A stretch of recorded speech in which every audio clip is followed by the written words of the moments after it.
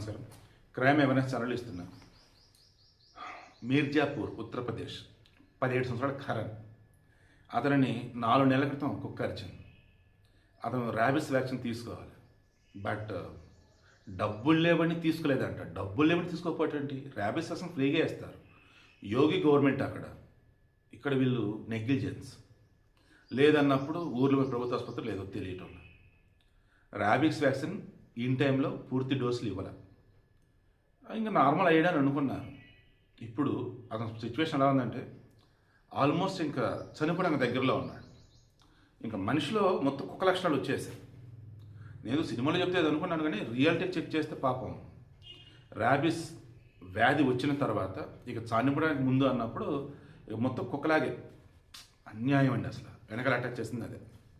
వీరితో అయిపోయాక వీడియో కూడా ఇస్తాను చూడండి. ఇక ఇప్పుడు అలా మనుషుల్ని కుక్కలకి అరిచి ఆ మనుషుల్ని కుక్కలుగా మార్చి చంపేస్తున్న కుక్కల్ని ఏమనాలో అర్థం కావట్లేదు. ఇక్కడ మన తెలంగాణలో మళ్ళీ మెదక్ జిల్లాలో ఎక్కడ ఘోరాతి ఘోరంగా మరో 100 కుక్కలని విషం పెట్టి చంపించేశారు. దీనికి నిద్రలో ముగ్గురు పురమాయించుకున్నారు. విషం ఇంజక్షన్ కుక్కలకి ఇవ్వడం చంపాడు. చంపినటువంటి వాటిని నీరుపై నది ఏదో ఉంటే ఆ నదిలో నది సరౌండింగ్స్లో మొత్తం పూడ్చారంట. కాంట్రాక్ట్. తెలంగాణలో ఏమో ఊళ్ళల్లో కుక్కలు భయంకరంగా పెరిగిపోతే వాటిని చంపడానికి వేరే కాంట్రాక్ట్ ఇచ్చి చంపేసేసి పూడ్చిపెట్టేస్తున్నారు. ఇలా ఎలా చేస్తారు మీరు అని చెప్పేసి ఉద్యమకారులు, సామాజిక కార్యకర్తలు, యానిమల్ లవర్స్ వాళ్ళ మీద కేసులు పెడుతున్నారు.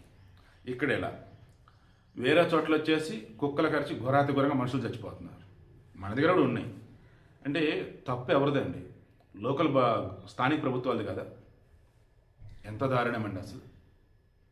ఫీలింగ్ వెరీ వెరీ బ్యాడ్ అండి.